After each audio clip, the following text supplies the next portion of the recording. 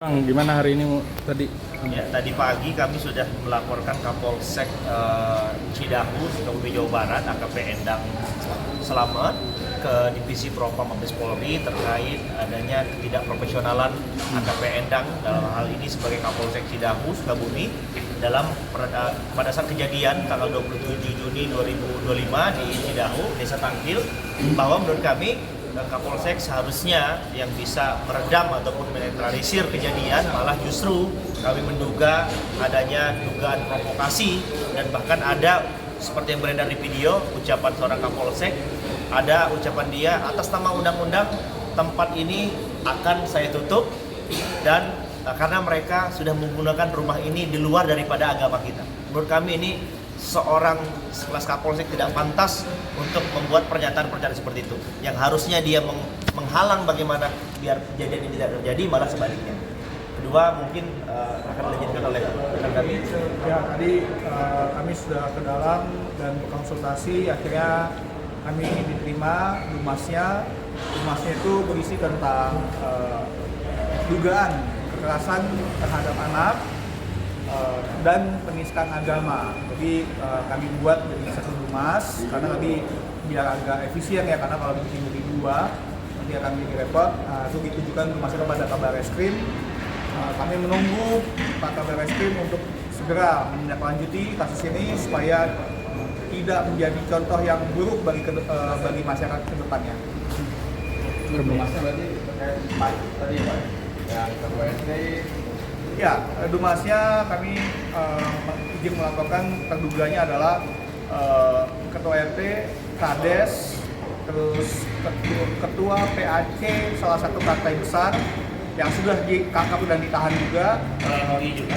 Ya, dan tokoh kecamatan. Ya, tokoh masyarakat. Dari yang kami laporkan ini sebenarnya yang kami hanya tahu sudah kami sebutkan, yaitu ketua RT Desa Tangkil ya, pokoknya ketua RT yang berada pada saat itu, Bapak Kades Desa Tangkil, ada juga salah satu oknum ketua MUI dan juga ada oknum-oknum lain yang kami juga adukan, mungkin nanti dari pihak Barreskrim yang bisa menyelidiki lumas kami. Jadi kami berharap Pak Kabar Reskrim bisa segera cepat memproses aduan kami sehingga semua para terduga pelaku bisa tertangkap. Dan untuk sementara masalah kasus laporan kami yang satu lagi di Polres Sukabumi bahwa sudah ada 8 tersangka, berikut juga yang ke-8 sudah ditangkap, salah satu ketua PAC partai besar ini yang diduga salah satu jadi terduga provokator yang memprovokatori kejadian ini, yaitu inisial Y. Jadi kami selain di sini juga ada laporan di Sukabumi. Kenapa ada di Sukabumi? Ya, kenapa kemudian nama-nama itu bahkan dari tersangka dari yang ditangkap tidak terkait kembali? Untuk di Sukabumi itu laporan kami untuk pengerusakannya pasal 170 Junto 406 KUHP hanya fokus ke pengerusakan. Di Barreskrim Mabes Polri kami lebih fokus ke persekusi ataupun intimidasi ataupun kekerasan terhadap anak di bawah umur, yang mana para peserta retret ini adalah mayoritas di bawah umur ya. Tidak tambahan lagi?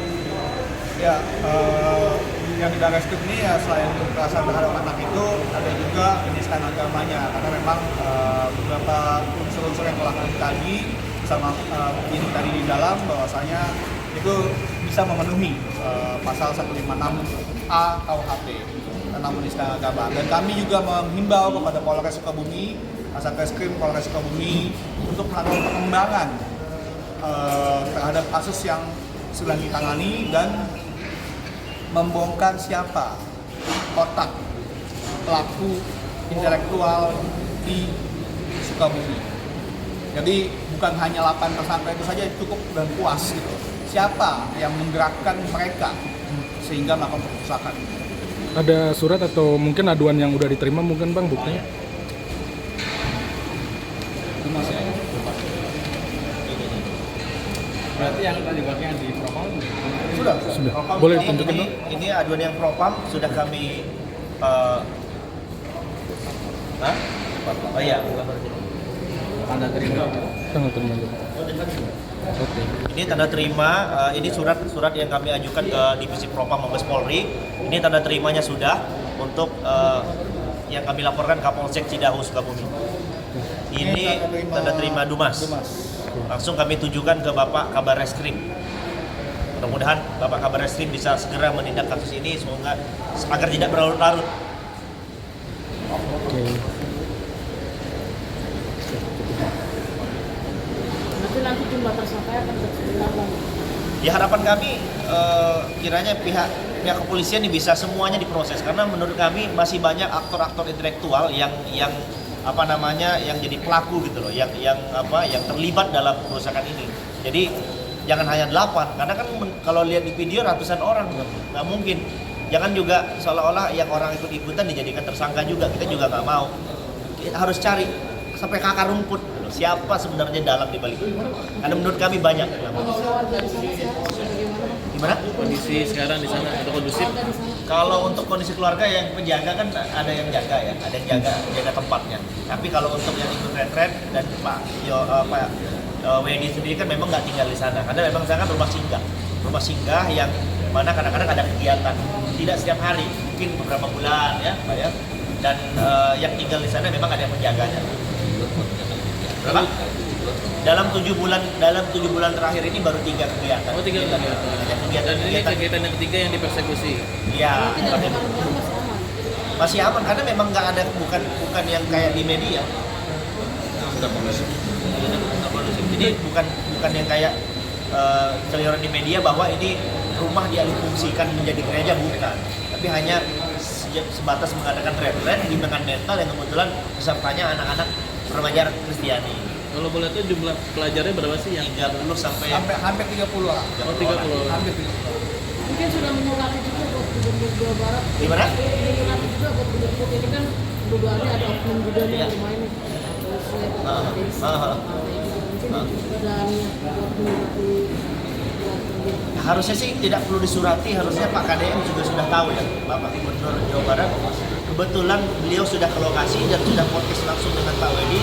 Yang mungkin kami sedikit ya atensi juga ke Bapak Gubernur, Pak KDM, kiranya bisa dipanggil tuh aparat-aparat desanya dan aparat pemerintah, karena beliau yang lebih wewenang kan, karena beliau sebagai gubernur.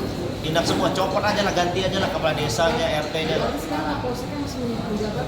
Masih menjabat, itu kan kewenangan dari Polri lah untuk mau diapakan dia ya. Kita sebagai masyarakat tidak menerima terkait perbuatan dia ya sah-sah saja. Ya di mana tempat mengadukan ya di divisi propam Polri.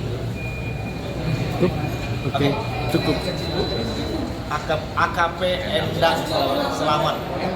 Endang Selamat. AKP Endang Selamat. Tapi kali ini nggak selamat ya. Pesannya buat orang ini bukan satu. Ya, pesannya untuk semuanya lah ya, para pelaku ataupun Bapak Kapolsek yang terhormat ya, khususnya Pak Kapolsek ya nalarnya dipakai lah. Masa Bapak seorang Kapolsek diberikan amanah jabatan oleh Polri tapi tidak menggunakan dengan baik gitu. Kan cacat logika berpikirnya cacat seorang pimpinan di wilayah Polsek Polri, tapi malah seolah jadi kami menduga jadi provokator gitu loh. Masa dia ada ucapannya seperti kan beredar di video banyak teman-teman bisa lihat. Ya pesan kami ya bertobat lah, segera bertobat. Mungkin Mas Zen, Oke Bang. semoga segera bertobat aja semuanya.